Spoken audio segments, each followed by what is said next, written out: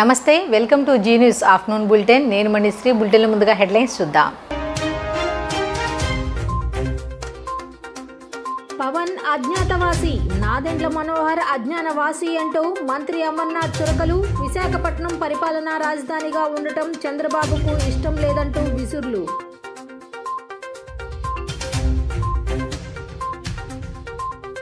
సెంట్రల్లో 21 మందికి 13.85 లక్షల విలువైన సీఎంఆర్ చెక్కుల పంపిణీ పేదలకు ఖరీదైన విద్యని అందించిన ఘనత సీఎం జగన్కు దక్కుతుందన్న ఎమ్మెల్యే విష్ణు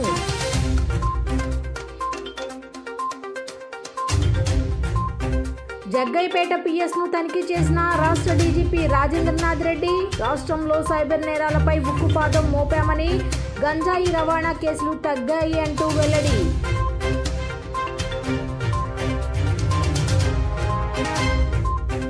రాష్ట్రంలో రాహుల్ ప్రియాంక సభలు ప్రభుత్వ ప్రజా వ్యతిరేక విధానాలను ప్రజల్లోకి తీసుకువెళ్లాలి కాంగ్రెస్ పీఏసీ సమావేశంలో నేతల నిర్ణయం విశాఖ పరిపాలనా రాజధానిగా ఉండటం చంద్రబాబుకు ఇష్టం లేదని రాష్ట్ర ఐటీ పరిశ్రమల శాఖ మంత్రి గుడివాడ అమర్నాథ్ అన్నారు. పవన్ అజ్ఞాతవాసి నాదెండ్ల మనోహర్ అజ్ఞానవాసి ప్రజలను తప్పుదోవ పట్టించేలా నాదెండ్ల వ్యాఖ్యలు ఉన్నాయన్నారు. కొన్ని కంపెనీలకే భూములు కేటాయిస్తున్నామంటూ తప్పుడు ప్రచారం చేస్తున్నారు అంటూ మంత్రి అమర్నాథ్ మండిపడ్డారు. బుధవారం ఆయన మీడియాతో మాట్లాడుతూ విశాఖలో అనేక అభివృద్ధి పనులు వేగంగా జరుగుతున్నాయన్నారు. టీడీపీ జనసేన విశాఖపై దుష్ప్రచారం చేస్తున్నాయి. ప్రజలను తప్పుదోవ పట్టించడమే టీడీపీ జనసేన పని. నాదెండ్ల మనోహర్ అన్ని అవాస్తవాలు మాట్లాడుతున్నారు. పవన్ అజ్ఞాతవాసి నాదెండ్ల మనోహర్ అజ్ఞానవాసి ప్రజలను తప్పుదోవ పట్టించేలా నాదెండ్ల వ్యాఖ్యలు ఉన్నాయి. కొన్ని కంపెనీలకే భూములు కేటాయిస్తున్నామంటూ తప్పుడు ప్రచారం చేస్తున్నారు అంటూ మంత్రి అమర్నాథ్ మండిపడ్డారు. రాష్ట్రంను హోల్సేల్గా అమ్మేయడం వైసీపీ ప్రారంభించిందన్న Janasena PAC committee chairman Nadendla Manohar వ్యాఖ్యలపై మంత్రి అమర్నాథ్ తీవ్రంగా మండిపడ్డారు. జనసేనలో పొలిటికల్ బ్రోకర్ ప్రజలను తప్పుదోవ పట్టించే ప్రయత్నం చేస్తున్నారని ఆయన ఆగ్రహం వ్యక్తం చేశారు. ఆ పార్టీ అధినేత అజ్ఞాతవాసి అయితే ప్రభుత్వం మీద ఆరోపణలు చేస్తున్న వ్యక్తి నాదెండ్ల మనోహర్ అజ్ఞాని అంటూ ఆగ్రహించారు. హిందూపురంలో అపెరల్ పార్క్, నెల్లూరులో పవర్ ప్రాజెక్ట్ భూములు వివాదంలో ఉంటే వైసీపీ ప్రభుత్వం పరిష్కరించిందని ఈ సందర్భంగా చెప్పారు. ఇప్పటికీ ఏపీ ఐఐసీకి చెందిన 12,000 ఎకరాలు భూములు న్యాయ వివాదాల్లో ఉన్నాయన్నారు. సెల్ఫ్ సర్టిఫైడ్ మేధావి చేసే తప్పుడు వ్యాఖ్యలను ఖండిస్తున్నామన్నారు. మరో నెల రోజుల్లో రామాయపట్నం పోర్టుకు మొదటి వేసల్ రాబోతుందన్నారు. రేపు ఉత్తరాంధ్రలో సీఎం పర్యటించనున్నట్లు మంత్రి తెలియజేశారు. 750 కోట్ల రూపాయలతో చేపట్టిన అభివృద్ధి పనులు ప్రారంభిస్తారని వెల్లడించారు. పలాసలో కొత్త ఇండస్ట్రియల్ పార్కును సీఎం ప్రారంభించనున్నారని చెప్పారు. దాదాపు 750 కోట్ల రూపాయలు విలువైనటువంటి అభివృద్ధి కార్యక్రమాలకి ప్రారంభోత్సవం చేయడానికి ముఖ్యమంత్రి గారు విచ్చేస్తున్నటువంటి సందర్భం. ఆ అంశం కూడా మీ అందరికీ తెలుసు. ఎన్నో ఏళ్లగా ఉద్దానం ప్రాంతంలో ప్రజలు పడుతున్నటువంటి ఇబ్బందుల్ని, అక్కడ కిడ్నీ వ్యాధులు బారిన పడినటువంటి కుటుంబాలకి ప్రభుత్వం అండగా ఉండాలన్నటువంటి ఉద్దేశంతో అక్కడ ఒక కిడ్నీ రీసెర్చ్ సెంటర్ని, అలాగే వాటర్ ప్రాజెక్ట్ని ఒకటి కూడా అక్కడ ప్రారంభోత్సవం చేయడానికి ముఖ్యమంత్రి గారు విచ్చేస్తూ ఉన్నారు. దాంతోపాటు పలాసలో ఒక కొత్త ఇండస్ట్రియల్ పార్క్ను కూడా ఏర్పాటు చేస్తున్నటువంటి సందర్భంలో దానికి కూడా ముఖ్యమంత్రి గారు శంకుస్థాపన చేయబోతూ ఉన్నారు. అనేక సందర్భాల్లో చెప్పినట్టు ఉత్తరాంధ్ర ప్రాంతానికి సంబంధించి అనేక అభివృద్ధి కార్యక్రమాలకి ప్రభుత్వం కట్టుబడి ఉంది. ఈ కార్యక్రమాన్ని కూడా మా ప్రభుత్వంలోనే ప్రారంభించాం, మా ప్రభుత్వంలోనే పనులు ప్రారంభించాం. ప్రారంభోత్సవం కూడా ఇప్పుడు మేమే చేస్తూ ఉన్నాం. దాంతోపాటు అనేక ప్రాజెక్టులు కూడా ఉత్తరాంధ్ర ప్రాంతానికి సంబంధించి మూలపేటలో పోర్టు కానివ్వండి, లేదా భోగాపురంలో ఎయిర్పోర్ట్ నిర్మాణం కానివ్వండి, అలాగే ఈ ప్రాంతంలో అనేక ప్రాజెక్టులకు సంబంధించినటువంటి పనులు కూడా అనేక పరిశ్రమలకు సంబంధించి కానీ అనేక కార్యక్రమాలన్నీ కూడా మొన్న ముఖ్యమంత్రి గారు ప్రారంభించినటువంటి ఇనార్బిట్ మాల్ కూడా పెద్ద ఎత్తున పనులు జరుగుతున్నటువంటి సందర్భాన్ని మనకి విజువల్గా కనబడతా ఉన్నాయి.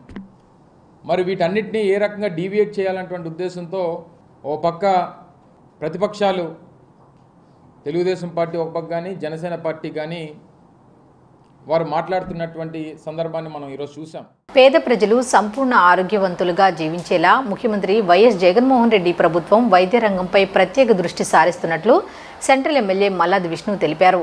పేదలకు ఖరీదైన వైద్యాన్ని అందుబాటులోకి తీసుకుని వచ్చిన ఘనత వైసీపీ ప్రభుత్వానికే దక్కుతుందని అన్నారు. ఈ ప్రభుత్వం అధికారంలోకి వచ్చాక 3,200 సేవలను ఆరోగ్యశ్రీ పరిధిలోకి తీసుకువచ్చినట్లు తెలిపారు. సెంట్రల్ నియోజకవర్గంలో 21 మందికి మంజూరైన 13.85 లక్షల రూపాయల విలువైన సీఎంఆర్ఎఫ్ చెక్కులను ఆంధ్రప్రభ కాలనీలోని జనహిత సదనములో బుధవారం ఎమ్మెల్యే మల్లాది విష్ణు చేతుల మీదుగా లబ్ధిదారులకు అందజేశారు.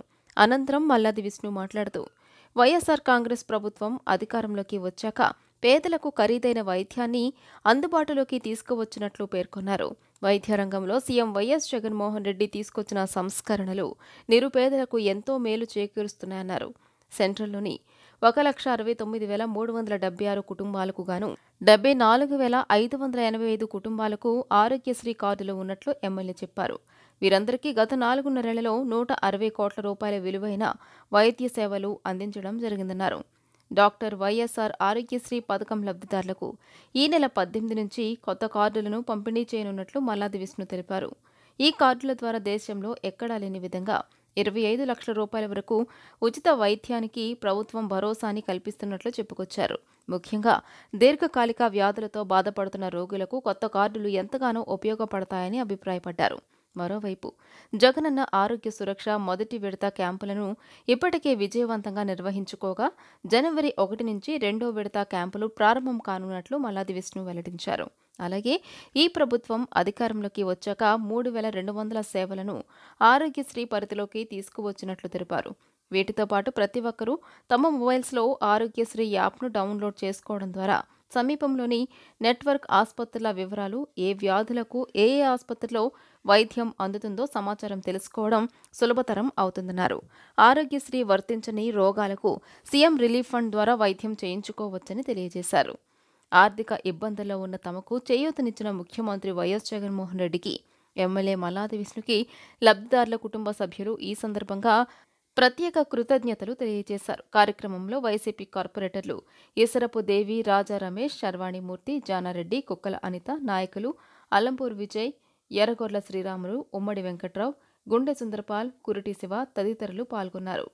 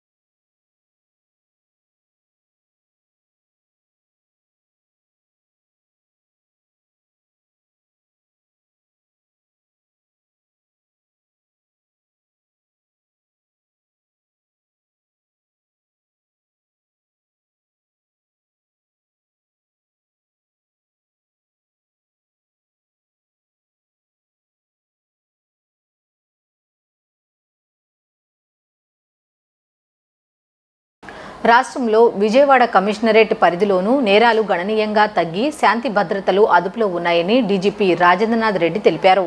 సైబర్ నేరాలపై ఉక్కుపాదం మోపి ఆ సంఖ్యను గణనీయంగా తగ్గించామని చెప్పారు. విజయవాడ నగరంలో క్రమం తప్పకుండా పెట్రోలింగ్ బీట్లు పెంచి అనుమానితులపై గట్టి నిఘా ఏర్పాటు చేయాలని ఆదేశించారు.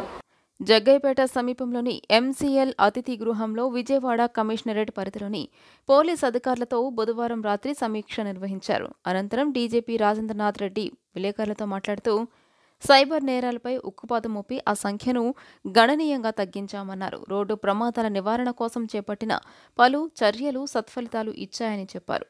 వాహనాల దొంగతనాలు, గంజాయి రవాణా కేసులు తగ్గాయని, రాష్ట్ర సరిహద్దుల్లోని ఏజెన్సీ ప్రాంతాల్లో గంజాయి తోటలను ధ్వంసం చేశామని పేర్కొన్నారు. విజయవాడ నగరంలో క్రమం తప్పకుండా పెట్రోలింగ్ బీట్లు పెంచి అనుమానితులపై గట్టి నిఘా ఏర్పాటు చేయాలని ఆదేశించారు. పెండింగ్ కేసుల పరిష్కారంపై దృష్టి సారించాలని, పోలీస్ స్టేషన్లకు వచ్చే ఫిర్యాదుదారులతో మర్యాదగా వ్యవహరించాలని, గంజాయి కేసుల్లో నిర్దేశిత సమయానికి ఛార్జిషీట్లు వేయాలని ఆదేశించారు. మహిళలకు సంబంధించిన కేసుల్లో అలసత్వం లేకుండా దర్యాప్తు చేయాలని ఈ సందర్భంగా సూచించారు. ట్రాఫిక్ పరంగా బ్లాక్ స్పాట్లు గుర్తించి తగిన చర్యల ద్వారా రోడ్డు ప్రమాదాలు నియంత్రించాలని లక్ష్యంగా పెట్టుకోవాలని కోరారు. సమీక్షలో వివిధ నియోజకవర్గాల నుంచి కమిషనరేట్ పరిధి ఉన్నతాధికారులు, విజయవాడ సిపి కాంతిరాణ టాటా, డీసీపీ విశాల్ గున్ని, ఏసీపీలు సత్యబాబు, అజిత తదితరులు పాల్గొన్నారు. ఇక్కడ జరుగుతున్నటువంటి ఏమైనా కూడా కొన్ని పొరపాట్లు జరుగుతుంటే వాటిపైన కూడా కొంత కౌన్సిలింగ్గా ఒక సెషన్గా పెట్టడం లాంటివి చేశాము. ఈరోజు క్రైమ్ రివ్యూ చూస్తే చాలా వరకు అన్ని రంగ్స్లోనూ మంచి ఫలితాలు ఉన్నాయి. Bodily offences, murders, attempt murders, kidnappings, okay, hurts, grievous hurts, ఇవన్నీ కూడా గత సంవత్సరంతో పోలిస్తే ఈ సంవత్సరంలో బాగా తగ్గాయి. అట్లే క్రైమ్ అగెయిన్స్ట్ ఉమెన్ కూడా డౌరీ డెత్స్ కానీ, 490 కేసెస్, రేప్ కేసెస్, తర్వాత outraging the modesty of women, POCSO cases, children పైన జరిగినవి, ఇటువంటి అటెంప్ట్ మర్డర్స్, క్రైమ్ అగెయిన్స్ట్ ఉమెన్లో ఈ విధంగా తీసుకుంటే అన్ని కేటగిరీలో కూడా క్రైమ్ 2023లో 22తో పోలిస్తే తగ్గింది. అట్లే ప్రాపర్టీ అఫెన్సెస్ కూడా ఓవరాల్గా కమిషనరేట్ లెవెల్లో house breaks, ordinary thefts, robberies, dacoities అన్నీ కూడా మొత్తం గత సంవత్సరంతో పోలిస్తే మంచి రిజల్ట్ ఉంది. సిమిలర్లీ రోడ్ యాక్సిడెంట్స్ కూడా ఫ్యాటల్ రోడ్ యాక్సిడెంట్స్ 12% తగ్గడం జరిగింది. నాన్ ఫ్యాటల్లో కూడా తగ్గుదల కనిపిస్తోంది.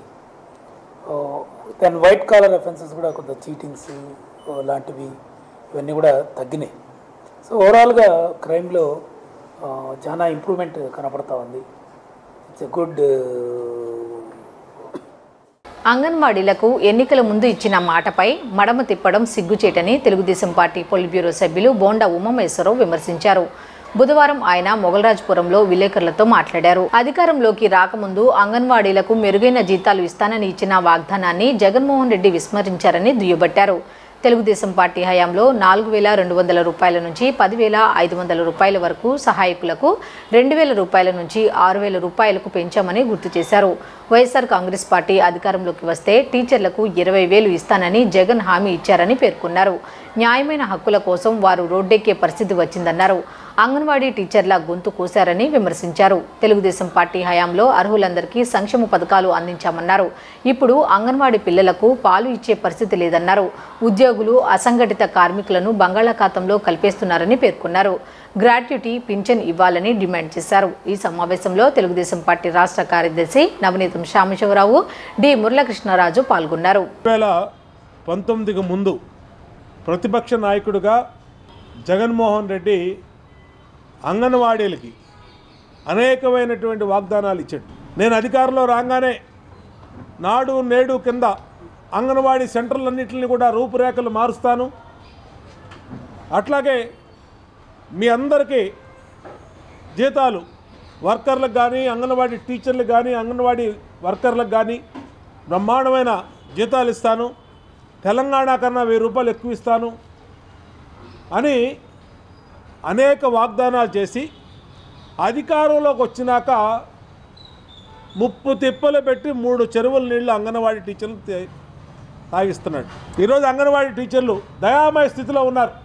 అంగన్వాడీ తమ న్యాయమైన హక్కుల కోసం ధర్నాలు చేసినా, నిరసనలు చేసినా, ప్రభుత్వానికి డిమాండ్లు చేసినా ఎక్కడికక్కడ అరెస్టులు, ఇళ్ల దగ్గరికి వెళ్ళి పోలీసులు అరెస్ట్ చేయటం, 144 సెక్షన్ ఉందంటాం, సెక్షన్ 30 యాక్ట్ ఉందంటాం, ఇష్టారీతిన ఈరోజు వాళ్ళ జీవితాలతో వాళ్ళతో ఆడుకుంటా ఉన్నాడు జగన్మోహన్ రెడ్డి. ముఖ్యమంత్రి జగన్ సాధించిన ఘనతలతో రాష్ట్ర ప్రజలు సిగ్గుతో తలదించుకుంటున్నారని టీడీపీ నేత పట్టాభిరామ్ విమర్శించారు. నిరుద్యోగ రేటులో ఏపీని దేశంలోనే నెంబర్ 1గా నిలిపిన ఘనత జగన్దేనని అన్నారు. మన దేశంలోని పట్టభద్రుల్లో ఎక్కువగా నిరుద్యోగులు ఏపీలోనే ఉన్నారని కేంద్ర ప్రభుత్వం విడుదల చేసిన పీరియాడిక్ లేబర్ ఫోర్స్ నివేదికలో వెల్లడైందని చెప్పారు. 24% నిరుద్యోగ రేటుతో బీహార్ను ఏపీ మించిపోయిందని విమర్శించారు. నిరుద్యోగ రేటు తెలంగాణలో 16.6%గా, తమిళనాడులో 16.3%గా, బీహార్లో 16.6%గా, కేరళలో 19.8%గా ఉందని చెప్పారు.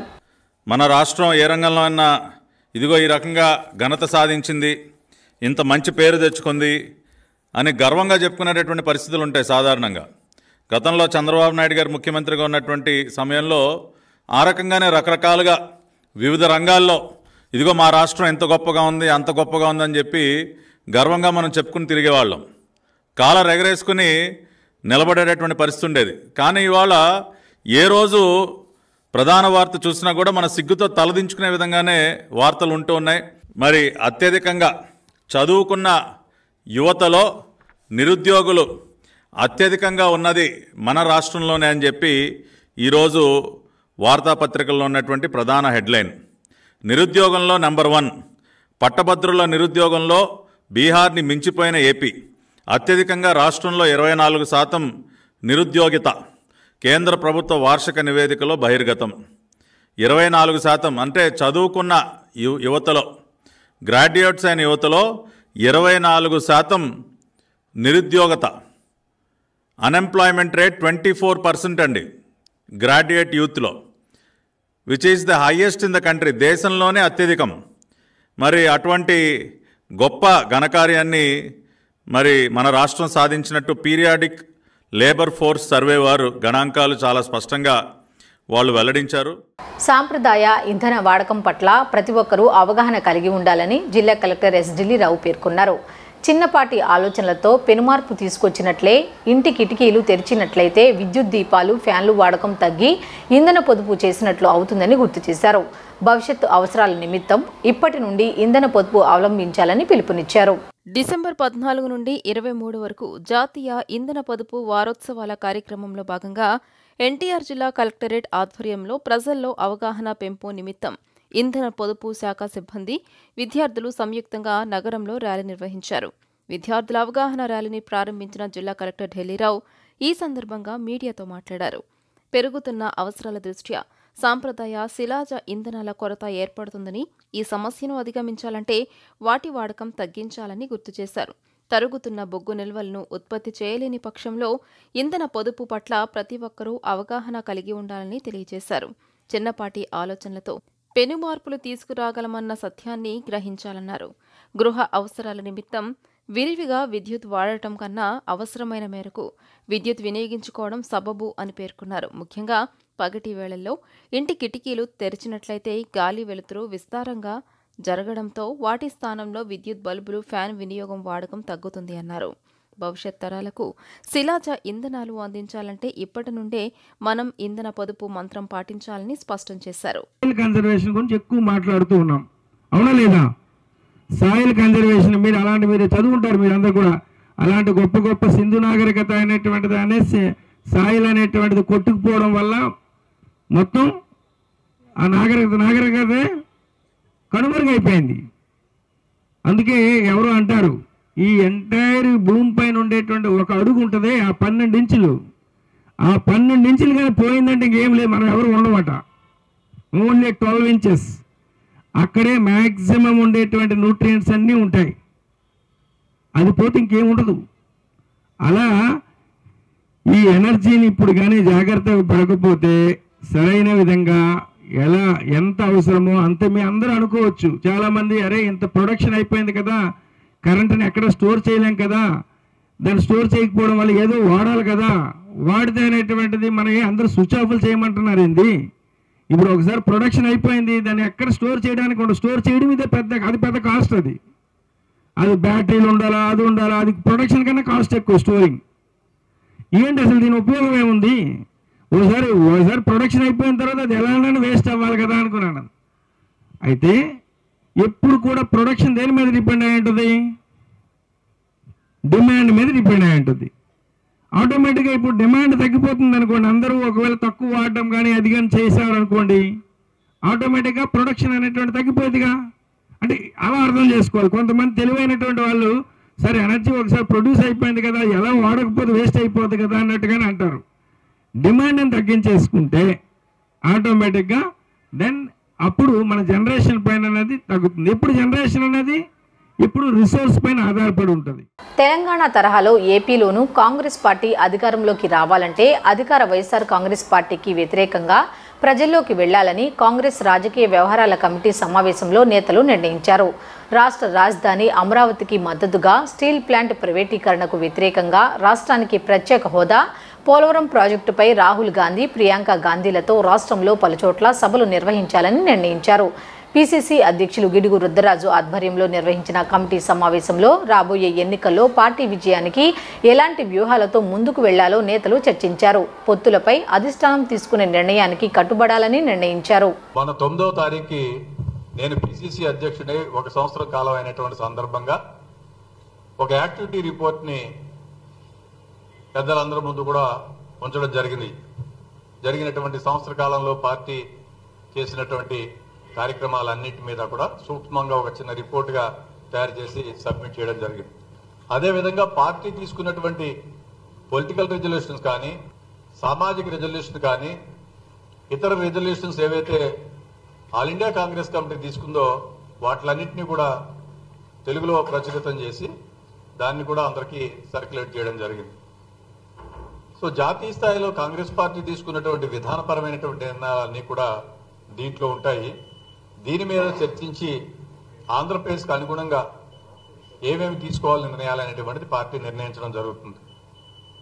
ప్రధానంగా మేజర్ ఎజెండా రానున్న అసెంబ్లీ మరియు లోక్సభ ఎన్నికలను దృష్టిలో పెట్టుకుని ఒక రాజకీయ విధానాన్ని కాంగ్రెస్ పార్టీ రూపొందించబోతోంది.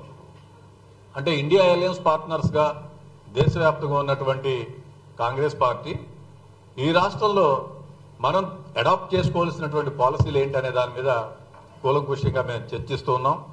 అదేవిధంగా ఎన్నికల ప్రణాళికకు సంబంధించి మేనిఫెస్టోకు సంబంధించినటువంటి అంశాల మీద కూడా విధానపరమైనటువంటి నిర్ణయాలు తీసుకోవడం జరుగుతుంది. ఎన్టీఆర్ జిల్లా ఇబ్రహీంపట్నం మండలంలో నివాసాల మధ్య ఉన్న అక్రమ బూడిద నిలువలను తొలగించకపోతే భారీ ప్రజా పోరాటం చేపడతామని హెచ్చరించారు జనసేన పార్టీ మండల అధ్యక్షులు పోలిశెట్టి తేజ.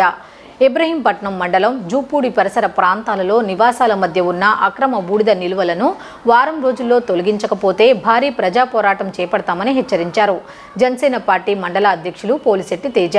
బుధవారం నాడు స్థానిక ప్రజలతో పరిసర ప్రాంతాలలో నివాసాల మధ్య ఉన్న బూడిద నిల్వలను సందర్శించారు. ఈ సందర్భంగా బూడిద నిల్వల వల్ల ఇళ్లలో కనీసం వంట చేసుకునేందుకు వీల్లేదని మహిళలు తేజకు తెలిపారు. అనంతరం తేజ మీడియాతో మాట్లాడుతూ ఇళ్ల నివాసాల మధ్య ఇంత భారీ స్థాయిలో బూడిదలు అక్రమ నిల్వ చేసి రవాణా చేస్తుంటే అధికారులు ఏం చేస్తున్నారని ప్రశ్నించారు. అధికార ప్రతిపక్ష పార్టీలు బూడిద నిల్వలు మీవంటే మీవి అని విమర్శలు చేయడం హాస్యాస్పదమన్నారు. ఇందులో ఇరు పార్టీలకు భాగస్వామ్యం ఉందని, ఇప్పటికైనా డ్రామాలు ఆపి ప్రజా ఆరోగ్యం దృష్ట్యా కఠిన చర్యలు తీసుకోవాలని డిమాండ్ చేశారు. బూడిద వలన స్థానిక ప్రజలు శ్వాసకోశ వ్యాధులు, చర్మ వ్యాధులు, కిడ్నీ సమస్యలు, హార్ట్అటాక్ లాంటి రోగాల బారిన పడుతుండడం తీవ్రంగా కలిచివేసిందని అన్నారు. ఈ విషయంపై త్వరలో అన్ని శాఖల అధికారులను కలిసి వినతి పత్రం సమర్పిస్తామని తెలిపారు. వారం రోజుల్లో పూర్తి స్థాయి చర్యలు తీసుకోకపోతే జనసేన పార్టీ ఆధ్వర్యంలో స్థానిక ప్రజలతో భారీ ప్రజా పోరాటం చేస్తామని ప్రభుత్వానికి మరియు అధికారులకు అల్టిమేట్ జారీ చేశారు. ఈ కార్యక్రమంలో సామాజిక కార్యకర్తలు ప్రసాద్, కొండలరావు, సుబ్రహ్మణ్యం, జనసేన పార్టీ గ్రామ అధ్యక్షుడు బాబురావు మరియు జనసేన పార్టీ కార్యకర్తలు, గ్రామ ప్రజలు పాల్గొన్నారు. మా మండలం పేరు ఇబ్రహీంపట్నం మండలం అండి. కానీ కొన్ని రోజుల తర్వాత ఈ మండలాన్ని పేరు పూర్తిగా మార్చేసేలాగా ఉన్నారు. ఇక్కడున్న ప్రజాప్రతినిధులే కానివ్వండి, అధికారులే కానివ్వండి, ఈ మండలానికి బూడిద పట్టణం అని చెప్పి పేరు పెట్టేలాగా ఉన్నారండి. ఈ మండలానికి వస్తే ఇక్కడ పరిస్థితుల జీవన విధానం చూస్తే, ఇక్కడ వాళ్ళ యొక్క ఆరోగ్య విధానం కూడా చూస్తుంటే ఎంత దారుణంగా ఉందంటే చిన్న ఉదాహరణ చెప్తానండి. మరి అసలుకే మూనికే నక్క మీద తాడిగా పడినట్టుంది ఇక్కడ ఉన్న పరిస్థితి. వీటీపీఎస్ నుంచి వెలువడే పొల్యూషన్ వల్ల చాలామంది ఊపిరితిత్తు సమస్యలతో మరియు కిడ్నీ సమస్యలతో బాధపడుతుంటే, మరి అది కాకుండా ఇంకో కొండ తీసుకొచ్చి ఇక్కడ పెట్టారు. అది ప్రకృతి సహజమైన కొండ అయితే ఇది బూడిద కొండ అండి. ఈ బూడిద కొండని ఎవరు నిర్మించలేదండి. ఇక్కడ ఉన్న ప్రజాప్రతినిధులు మరియు అలాగే అధికారుల చొరవతో నిర్మించిన కొండ అన్నమాట ఇది. మరి నేను ఒక్కటే విన్నవించుకుంటున్నానండి, ఇది రాజధానికి మధ్యలో ఉన్న ప్రధానమైన మండలం అండి. ఎన్నో వ్యాపారస్తులు, ఎంతోమంది రియల్ ఎస్టేట్ వ్యాపారస్తులు కానీ ఎంతో కమర్షియల్గా ఉండి ఏరియాని ఒక బూడిద పాలు చేసేసి మా బతుకుల్ని బూడిద బతుకులు చేసేసిన పరిస్థితి ఇక్కడున్న రాజకీయ నాయకులకు తీసుకొచ్చేశారు. ఇది సాధారణంగా దేవాదాయ శాఖకు సంబంధించిన స్థలం అండి. మరి దేవుడి మీద కనీసం భయం భక్తి కూడా లేకుండా వీళ్ళ ఇష్టానుసారంగా వీళ్ళ సొంత స్థలాల్లాగా ఎక్కడో తీసుకొచ్చిన బూడిద అక్కడ ఒక కట్ట ఉందండి. పాపం పొల్యూషన్ అవ్వకుండా అని చెప్పి అప్పట్లో మరి ప్రభుత్వ అధికారులు కానీ ప్రభుత్వం కానీ అక్కడ కట్ట కట్టారు. పొల్యూషన్ కొంచెం కంట్రోల్ అయిందని చెప్పి అనుకుంటే ఆ కట్టను కూడా తెంచేసుకొని ఇక్కడ పెద్ద పెద్ద కొండలు కట్టేశారండి. నేను ప్రజాప్రతినిధులకి అలాగే అధికారులకి జనసేన పార్టీ తరపు నుంచి నేను ఒకటే విన్నవించుకుంటున్నా, మేము మీకు వారం రోజులు సమయం వేస్తున్నాం. ఈ వారం రోజుల్లోపు మరి ఇక్కడున్న ఈ బూడిద కట్టలు అయితే ఏవైతే ఉన్నాయో, ఈ గుట్టలు అయితే ఏమైనా ఉన్నాయో పూర్తిగా తీయాలని చెప్పి మనస్ఫూర్తిగా కోరుకుంటున్నాం. అంగన్వాడీలు 2 రోజులుగా సమ్మె చేస్తున్నా ప్రభుత్వంలో ఎటువంటి స్పందన లేదని ఏఐటీయూసీ రాష్ట్ర ప్రధాన కార్యదర్శి ఓబులేషు ఆవేదన వ్యక్తం చేశారు. సమ్మె విరమణ చేయాలని ప్రభుత్వం వేధింపులకు గురిచేస్తోందని ఆందోళన వ్యక్తం చేశారు. చర్చల సమయంలో ప్రభుత్వాలు నిర్లక్ష్యంగా వ్యవహరించడంతోనే సమ్మెకి దిగారని స్పష్టం చేశారు. తమ సమస్యలు పరిష్కరించాలంటూ అంగన్వాడీ కార్యకర్తలు గత 2 రోజులుగా సమ్మెబాట పట్టారని, ఎన్నికల సమయంలో ముఖ్యమంత్రి జగన్మోహన్ రెడ్డి ఇచ్చిన హామీలు అమలు చేయలేదని ఏఐటీయూసీ రాష్ట్ర ప్రధాన కార్యదర్శి ఓబులేష్ ఆవేదన వ్యక్తం చేశారు. పెరుగుతున్న ధరలకు అనుగుణంగా జీతాలు పెంచాలని, అలాగే రిటైర్మెంట్ బెనిఫిట్స్ ఇవ్వాలని డిమాండ్ చేశారు.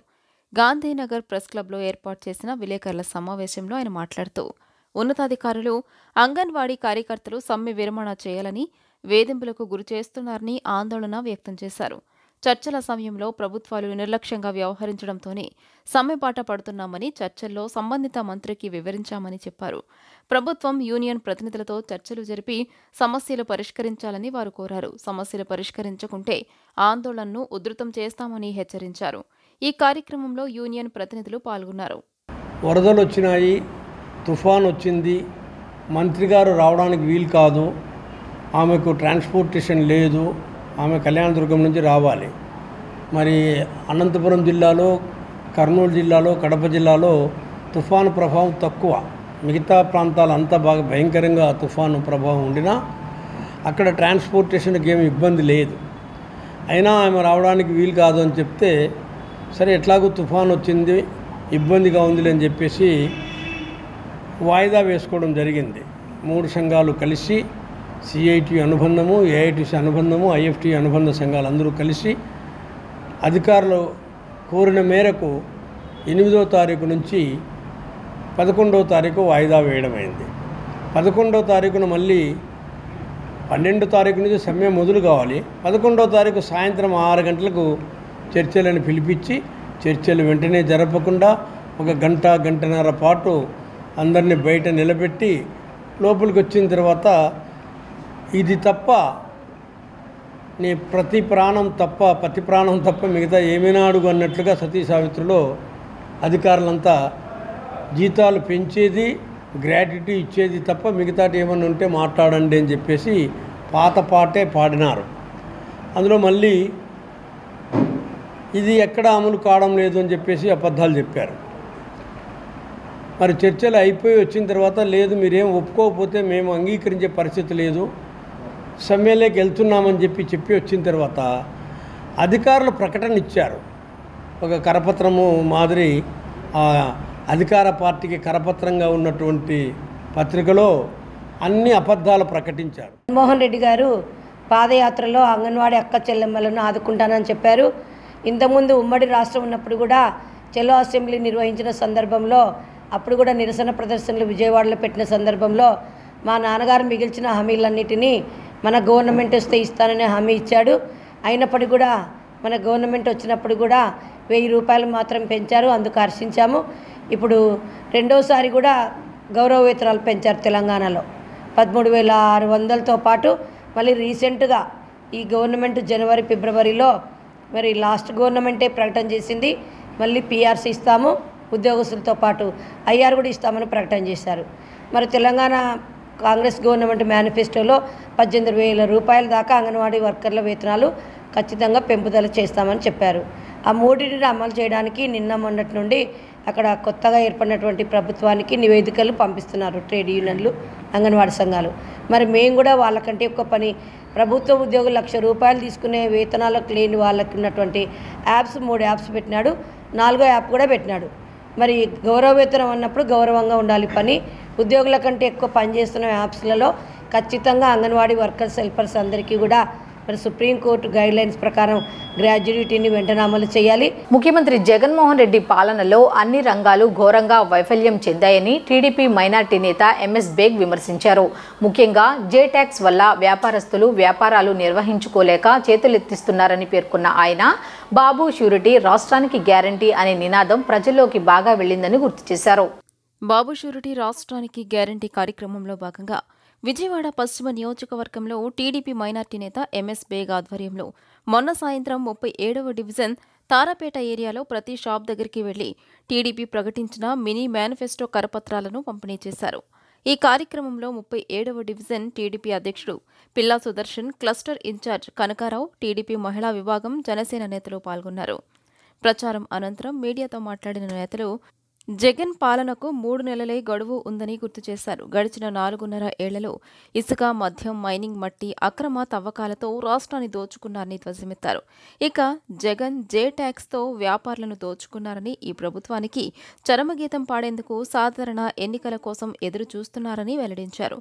చంద్రబాబు ప్రకటించిన మినీ మేనిఫెస్టో ఒక విశేష ఆదరణ లభిస్తోందని, త్వరలోనే పూర్తి మేనిఫెస్టో ప్రకటించి ప్రజల్లోకి వెళ్లనున్నట్లు తెలియజేశారు. పశ్చిమ నియోజకవర్గంలో కమర్షియల్ క్యాపిటల్గా విజయవాడకి పేరుందంటే ముఖ్యంగా ఇక్కడ పశ్చిమ నియోజకవర్గంలో తారాపేట, మనకు సామారామ చౌక్ అనేది చెప్పుకోవచ్చు. ఎన్నో దశాబ్దాలుగా ఇక్కడ వ్యాపారస్తులు స్థిరపడి వ్యాపారం చేసుకున్న సందర్భం మనందరికీ తెలుసు. ఎంతోమంది పేద కుటుంబాలు ఇక్కడ వచ్చి ఉపాధి కోసం వాళ్ళ జీవితాలు బతుకుతూనే ఉన్నారు. ఈ కొండ ప్రాంతంలో ఎక్కువగా నివసించే వాళ్ళందరూ కూడా ఎక్కువ శాతం ఇక్కడ తారాపేటలో రావడం, వాళ్ళు చేసుకునే పనులు అనేది వాళ్ళకి ఉపాధి కల్పించే పరిస్థితి. కానీ 4.5 సంవత్సరాల్లో నేను చాలామంది వ్యాపారస్తులతో మాట్లాడుతూ ఉన్నా. వాళ్ళు మాట్లాడిన దాఖలాలో ఈ సంవత్సరం, ఈ 4 సంవత్సరాల్లో ఎన్నడూ లేని విధంగా వాళ్ళ వ్యాపారాలన్నీ కూడా కుంటిపడ్డాయని చెప్పి వాళ్ళందరూ చెప్తా ఉన్నారు. చంద్రబాబు నాయుడు గారు ఎప్పుడైతే ముఖ్యమంత్రిగా ఎక్కారో 2014 సంవత్సరంలో ఆ బాధ్యతలు తీసుకున్న తర్వాత అమరావతి అనే రాజధాని అని ప్రకటించడం అనేది చాలా ఇంపార్టెంట్ విషయం అనే సబ్జెక్ట్ అని చెప్పి కూడా వాళ్ళందరూ చెప్తా ఉన్నారు. ఏ రోజైతే అమరావతి రాజధాని లేదన్నారో, రాజధానిలో ఉన్న వ్యాపారస్తులందరూ కూడా పెట్టుబడులు లేక, ఇక్కడ వ్యాపారాలు లేక, అవకాశాలు లేక ఈరోజు కేవలం ఒక వ్యాపారం సాదాసీదాగా నడుపుతున్నారే తప్ప అప్పులు పాలయ్యి వాళ్ళ వ్యాపారాలు కూడా ఈరోజు అతి కష్టమైన పరిస్థితుల్లో నడుస్తున్నాయి. ఇదంతా జరిగింది కారణం ఏంటంటే జగన్మోహన్ రెడ్డి యొక్క మూర్ఖపు ఆలోచనలు, 3 రాజధానులు అంటాం, దాంతోపాటు ఇక్కడ వ్యాపారస్తుల్ని భయపడించడం, ఎవరు ఆంధ్ర రాష్ట్రంలో పెట్టుబడి తీసుకొస్తానన్నా కూడా వాళ్ళందరి దగ్గర జే ట్యాక్స్ అని కలెక్ట్ చేసి ఆలోచనతో ప్రతి ఒక్క పెట్టుబడిదారులందరినీ కూడా తరిమి కొట్టే విధంగా ఈ జగన్మోహన్ రెడ్డి చేయడం జరిగింది. డివిజన్లో ఈరోజు భవిష్యత్తు గ్యారంటీ కార్యక్రమాన్ని నిర్వహించాం. అయితే వ్యాపారస్తులందరూ కూడా చాలా బాధాకరమైనటువంటి పరిస్థితిలో వాళ్ళ యొక్క బాధలు చెప్పుకుంటూ వస్తున్నారు. వ్యాపారాలు లేకపోవడం కానివ్వండి, అనేక రకాల సమస్యల్లో ఉండి ధరలు పెరిగిపోయి, కరెంటు ఛార్జీలు పెరిగిపోయి అనేక రకాల ఇబ్బందులు పడుతున్నాం. ఇవన్నీ కూడా ఈ గవర్నమెంట్ మారితే కానీ ఎటువంటి పరిస్థితుల్లో కూడా మాకు మనుగడ లేదని చెప్పి వ్యాపారస్తులంతా కూడా వాళ్ళ వేదన వ్యక్తం చేస్తున్నారు. కనుక దిగ్విజయంగా తెలుగుదేశం పార్టీ ఈ 2024 ఎలక్షన్లో అఖండ విజయం సాధిస్తుంది. తెలుగుదేశం పార్టీ జెండా ఎగరవేస్తామని తెలియజేస్తాం. అమ్మవారి ఆశీస్సులు ప్రతి ఒక్కరికి అందాలని శ్రీదేవి సాంస్కృతిక సాంఘిక సంక్షేమ సంఘం అధ్యక్షురాలు ధూపాటి శ్రీదేవి ఆకాంక్షించారు. కార్తీక మాసాన్ని పురస్కరించుకొని శ్రీదేవి సాంస్కృతిక సాంఘిక సంక్షేమ సంఘం ఆధ్వర్యంలో ఉచిత కుంకుమ పూజలు, లలితా సహస్రనామ పారాయణం వంటి ఆధ్యాత్మిక కార్యక్రమాలను నిర్వహించినట్లు ఆమె చెప్పారు. 500 మంది మహిళలు కుంకుమ పూజల్లో పాల్గొని లలితా సహస్రనామ పారాయణం చేశారని తెలిపారు. స్థానిక అయోధ్యనగర్ లోటస్ ల్యాండ్ మార్క్స్ నందు మంగళవారం సాయంత్రం కార్తీక మాసాన్ని పురస్కరించుకుని శ్రీదేవి సాంస్కృతిక సాంఘిక సంక్షేమ సంఘం ఆధ్వర్యాన ఉచిత కుంకుమ పూజలు లలితా సహస్రనామ పారాయణం జరిగింది. ఈ ఆధ్యాత్మిక కార్యక్రమాలకు శ్రీదేవి సాంస్కృతిక సాంఘిక సంక్షేమ సంఘం అధ్యక్షురాలు ధూపాటి శ్రీదేవి అధ్యక్షత వహించారు. ముఖ్య అతిథులుగా planning board vice chairman MLA Malladi Vishnu, BNR Gold and Diamonds అధినేత ఈ కార్యక్రమాల్లో పాల్గొన్నారు. ఈ సందర్భంగా శ్రీదేవి సాంస్కృతిక సాంఘిక సంక్షేమ సంఘం అధ్యక్షురాలు శ్రీదేవి మాట్లాడుతూ కుంకుమ పూజల విశిష్టతను వివరించారు. 500 మంది మహిళలు కుంకుమ పూజల్లో పాల్గొని లలితా సహస్రనామ పారాయణం చేశారని అన్నారు. కార్యక్రమాలను సంఘం సభ్యులు పర్యవేక్షించారని చెప్పారు. ఆధ్యాత్మిక కార్యక్రమాల్లో పాల్గొన్న ప్రతి ఒక్కరికి బిఎన్ఆర్ గోల్డ్ అండ్ డైమండ్స్ వారిచే లలిత చాలీసా వెండి పత్రం ఉచితంగా ఇవ్వడం జరిగిందన్నారు. అనంతరం బిఎన్ఆర్ గోల్డ్ అండ్ డైమండ్స్ అధినేత మాట్లాడుతూ పవిత్రమైన కార్తీక మాసంలో ఉచిత కుంకుమ పూజలు ఏర్పాటు చేసి శ్రీదేవి సాంస్కృతిక సాంఘిక సంక్షేమ సంఘం సేవలు నిరుపమానమని కొనియాడారు. సంఘం అధ్యక్షురాలు ధూపాటి శ్రీదేవిని ప్రతి ఒక్కరూ స్ఫూర్తిగా తీసుకోవాలని సూచించారు. శ్రీదేవి సాంస్కృతిక సాంఘిక సంక్షేమ సంఘం ఆధ్వర్యంలో నేను ప్రతి నెల ఏదో ఒక సందర్భంగా ప్రోగ్రాం చేస్తూ వస్తున్నాను. అంటే మన సాంప్రదాయాన్ని మళ్ళీ రీసైక్లింగ్ అయిందనమాట. అందరూ చాలా మన సాంప్రదాయాన్ని గౌరవిస్తున్నారు. ప్రతి వాళ్ళు పూజలు కానీ లేకపోతే మోడర్న్ డ్రెస్లు మానేసి ఏదైనా పండుగలు వచ్చినప్పుడు చక్క లంగా వండలు వేసుకొని అంటే పాత రోజులు మళ్ళీ వచ్చాయి. అందుకనే ఇంత విశేష ఆదరణ. సుమారుగా 500 మంది ఉచిత కుంకుమ పూజలు నేను నిర్వహించాను. లలితా పారాయణం అవన్నీ నిర్వహించాను. అయితే బిఎన్ఆర్ గోల్డ్ అండ్ డైమండ్స్ వాళ్ళు లలితా చాలీసా వెండి పత్రం కూడా ఈ వచ్చిన భక్తులందరికీ అందజేశారు. నిజంగా వీళ్ళందరి సపోర్ట్ వల్లే నాకు ఇంత మంచిగా రెస్పాండ్ అయ్యి ఇంతమంది వచ్చారు. నేను చాలా చాలా ఆనందించాను. కార్తీక మాసం ఆఖరి రోజు 5 నుంచి 6 వరకు లలిత చదివితే చాలా మంచిదని పంతులు గారు చెప్పారు. నిజంగానే కుంకుమ పూజ చేస్తుంటే అమ్మవారే కుంకుమ పూజలో అమ్మవారిలాగా ప్రత్యక్షమైందంటే కుంకుమే అమ్మవారిలాగా వచ్చింది. అంటే మూఢనమ్మకాలు అనొచ్చు, కానీ మాకు నిదర్శనం అట్లా అనిపించింది. ఇంత అంటే అందరు భక్తులు ఎంతో ఇష్టంగా ఎంతో పవిత్రంగా చేశారు అన్న ఉద్దేశంతో నిజంగానే అమ్మవారు ప్రత్యక్షమయ్యారేమో అని అనుకుంటున్నాను. వార్తలు ముగించే ముందు హెడ్లైన్స్ మరొకసారి చూద్దాం. పవన్ అజ్ఞాతవాసి, నాదెండ్ల మనోహర్ అజ్ఞానవాసి అంటూ మంత్రి అమర్నాథ్ చురకలు. విశాఖపట్నం పరిపాలనా రాజధానిగా ఉండటం చంద్రబాబుకు ఇష్టం లేదంటూ విసుర్లు.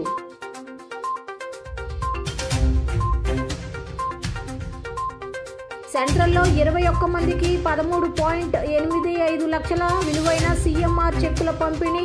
పేదలకు ఖరీదైన విద్యని అందించిన ఘనత సీఎం జగన్కు దక్కుతుందన్న ఎమ్మెల్యే విష్ణు.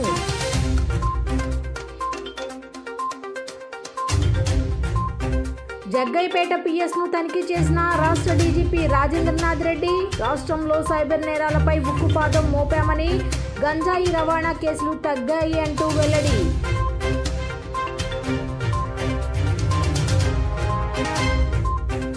రాష్ట్రంలో రాహుల్ ప్రియాంక సభలు. ప్రభుత్వ ప్రజా వ్యతిరేక విధానాలను ప్రజల్లోకి తీసుకువెళ్లాలి.